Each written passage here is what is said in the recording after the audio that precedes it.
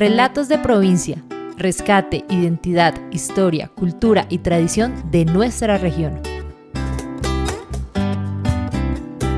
Hoy nos encontramos con Pedro Pablo Alvarado Tinjacá, licenciado, especialista y máster en Ciencias Sociales e Historia, un apasionado por la memoria mundial y sobre todo de su natal Zipaquirá, quien nos cuenta a través de 3 episodios qué acontecimientos relevantes atravesó la capital salinera de Colombia para llegar a su fundación. En este tercer episodio nos hablará sobre la Fundación Española.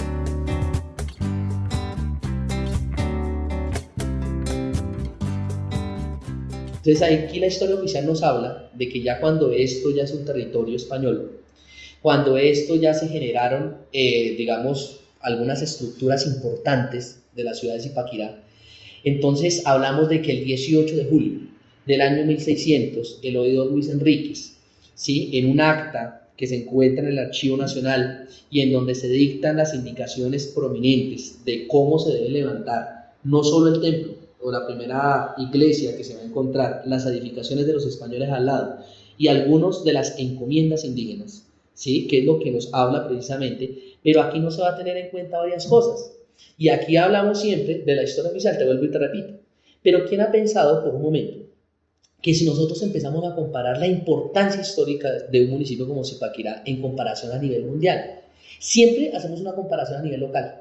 Pero al ser cabecera de provincia, sí, pero nunca lo llevamos a fondo, ¿sí? Y eso es lo que yo recalco, que en cierta manera es lo que debe importar en un sistema administrativo o gubernamental exclusivo para el tema del turismo. Porque si nosotros, como diría Napoleón, si no conocemos la historia, estamos condenados a repetirla. Entonces, aquí, por ejemplo, ¿por qué te estoy dando este dato? Porque ¿quién de nosotros sabía? Dice 18 de julio, año 1600, oidor Luis Enríquez. Pero ¿quién de nosotros sabe que, por ejemplo, la fundación, te estoy hablando de la Fundación Española, porque ya te hablé de las otras dos, de la Fundación Española, es mucho más antigua que la fundación de una ciudad como San Petersburgo? La ciudad de San Petersburgo fue prácticamente la capital de Rusia y la capital del zarismo que 300 años dominó Rusia. La capital, la capital antigua del Imperio zarista, San Petersburgo, se funda aproximadamente el 27 de mayo del año 1703 por Pedro I el Grande. Estamos hablando de que nosotros tendríamos aproximadamente, solo de fundación española, 103 años más antiguo que la capital de un imperio a nivel mundial, que en este caso es el imperio ruso.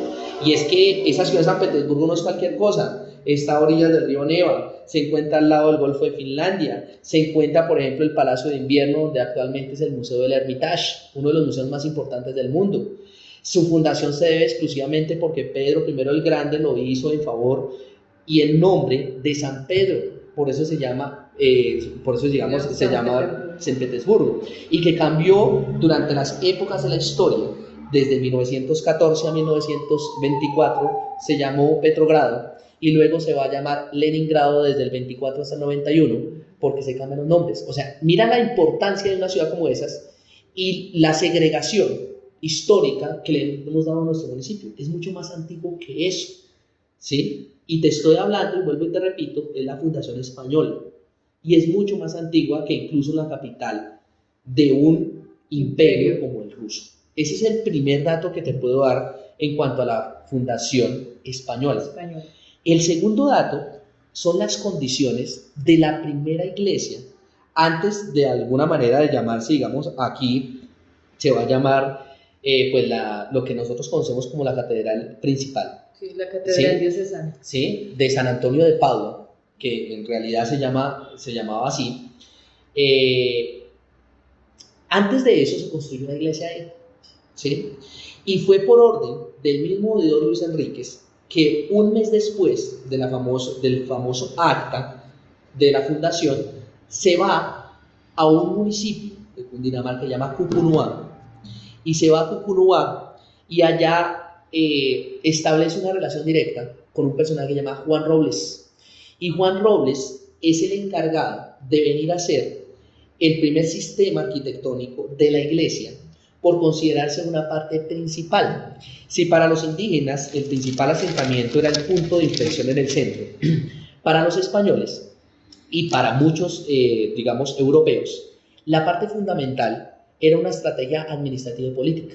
No es por azar que se encuentre primero una iglesia y alrededor se encuentren los asentamientos de los españoles y posteriormente en los otros lados los indígenas. No, esto es un sistema administrativo que se considera como, o se llama, como centro y periferia. Y es una idea que se nos ha traído y es una primera idea y es uno de los primeros, tal vez, problemas que existe en torno a nuestra historia. Porque cuando se genera la construcción de esa iglesia, se permite que de alguna manera se establezca un elitismo. Y es la élite que está conformada por, en primera instancia, por tres. Los españoles natos, que vinieron a asentarse. Los criollos, que son los hijos de los españoles nacidos en América. Y sobre todo el clero, que es la iglesia. Entonces, si tú te das cuenta, el aparato gubernamental, el aparato administrativo, pero también el aparato de la iglesia va a estar en el centro de Zipaquirá hasta el día de hoy. Y entonces, cuando se da esa primera construcción, era en madera, y el altar era en madera, e incluso el piso era de entablado. Y entonces, los primeros frescos que se hicieron mucho antes de ser esta catedral, porque esta catedral, te estoy hablando de que es más o menos hacia el siglo XVIII fue construida, de San Antonio de Padua. Estoy hablando de una primera catedral que hubo antes, una primera iglesia que era durante la fundación de Zipaquirá, en el año 1600, y que tenía unos frescos que se querían por lo menos ser similares a los frescos de algunas capillas, incluyendo la Capilla Sixtina, en Roma. Entonces se decía que esos primeros frescos se hicieron en el techo, y que muchos, inclusive algunos de los trabajadores, llamémoslo así, del pintor, sufrieron varios accidentes precisamente tratando de pintar, pero que con el tiempo, debido a la humedad y debido a que el sitio era demasiado oscuro, pues decidieron, digamos, de alguna manera remodelarlo, pero eso tenía un estilo renacentista. Y ese estilo renacentista que va a ser traído de Italia y que va a ser traído de Europa principalmente, pues va a generar que Zipaquirá no va a tener unos sitios estratégicos, no los llamemos como copia de Europa, pero sí por lo menos con bases arquitectónicas y con bases estructurales de allá. Entonces, si estoy hablando de eso, estaría hablando también que una de las ideas principales que se tiene es que esa iglesia, o esa primera iglesia, albergó los cuerpos de muchos de los primeros españoles que se asentaron en el territorio, incluso oidores o incluso parte de los del virreinato, se asentaron allí y que muchos están enterrados mucho antes, digamos, en esa iglesia, porque como tú sabes, pues en la iglesia actual también se encuentran algunos osarios y se encuentran, digamos, algunos cuerpos y bueno, algunos enterramientos de personas ilustres, principalmente de la iglesia. Pero antes de eso hay de españoles. Entonces se decía que existían unas pequeñas catacumbas que estarían por debajo de la estructura. Entonces, si te estoy hablando de que esta es la estructura de la iglesia actual, aquí estaría la de la iglesia antigua y por debajo habría otra. Entonces, ahí se hallarían cuerpos que posiblemente hablarían de esos primeros fundadores de la historia de Zipaquirá. Entonces, esa historia de la iglesia no es tan, digamos, no es tan descabellada, porque pues se ha venido recogiendo a través de la tradición oral, se ha venido recogiendo a través de documentos escritos que reposan en el Archivo Nacional y pues que de alguna manera pues se tienen ese tipo de relatos. Otro dato importante es que para entender un poco, digamos, la formación de Zipaquirá, se debe tener en cuenta algo que se llamaba la encomienda. Entonces, durante la época de la colonia hubo un sistema, ya hay personas o historiadores que lo llaman como un sistema laboral, otros van a decir que era un sistema colonial, otros van a decir que era una forma de extracción económica y otros van a decir que era un método de trabajo que consistía principalmente en que algunos de esos españoles, que tal vez por pagarles por algunos beneficios, acciones, actividades, por la guerra, por acciones administrativas o políticas, se les encomendaba, se les daba a su cuidado una serie de indígenas. Y esa serie de indígenas, que era un grupo de indígenas, podría darles la oportunidad de cogerlos, llamémoslo así, como esclavos, como trabajadores, pero principalmente porque ellos tenían el secreto del oro y principalmente de la sal. Y entonces eso les permitía a los españoles, pues digamos, recoger ese sistema colonial. Pero lo que la gente no sabe es que si bien aquí en Zipaquirá se recogió la sal, y se decía que inclusive podría ser un primer sistema de trueque o un primer sistema de moneda, otros van a decir que también no solo sirvió para eso, sino también para el sistema alimentario. Otros dicen que inclusive se llegaba a establecer como un principio genealógico y como un principio de vida. Y entonces ahí vienen hartas teorías que inclusive en History Channel se empiezan a manejar, que dicen que la sal transforma el mundo. Claro, y que dicen que tener sal en aquel momento era equivalente a morir o no morir. Correcto. Entonces, esa sal tiene, digamos, una importancia grande porque es que Europa no es que no tuviera, o por lo menos no había sido tan importante ese descubrimiento. Los europeos estuvieron más imponiéndose sobre las colonias y tratando de explotar más que su propio territorio. Y entonces muchas de esas minas, incluyendo por lo menos las minas de Polonia, que son ricas en sal y en salmuera, y otras zonas de Baviera en Alemania, son estratégicas, pero no tan así como Zipaquirá. Entonces, ese secreto de la sal va a ser muy importante, y esos pozos que te estoy diciendo desde la primera fundación, de esa fundación prehispánica, que se van a establecer, son esos mismos pozos que actualmente tenemos en la mina de sal, y que van a ser pozos que van a ser relatados por muchos viajeros, incluyendo lo que te estoy diciendo desde el señor Alexander von Humboldt, otros muchos que relataron eso precisamente.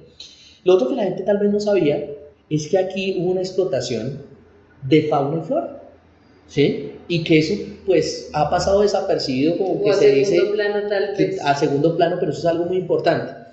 Recordemos bien que algunos de los árboles que nosotros tenemos aquí no son árboles originarios, ¿sí? El árbol originario, llamémoslo así, de Zipaquirá es el siete cueros, ¿sí? Y ese árbol que tiene, digamos, como un sistema doble, digamos, en la taxonomía de su tronco, eso permite entrever que es utilizable para muchas cosas, para muchos utensilios, y que para la época, ese siete cueros y otros de los sistemas de flora que se encontraban en Zipaquirá y en los alrededores de Sabana Centro, permitían establecer que esos fueron como los primeros materiales para hacer textiles, para hacer, digamos, algún tipo de indumentarias, herramientas y otros tipos de utensilios que en Europa no existían, y que en Europa se vinieron, digamos, a implementar con mayor afianzamiento a partir del descubrimiento de esas nuevas especies en América, y precisamente acá en el virreinato de la Nueva Granada y específicamente en Zipaquirá.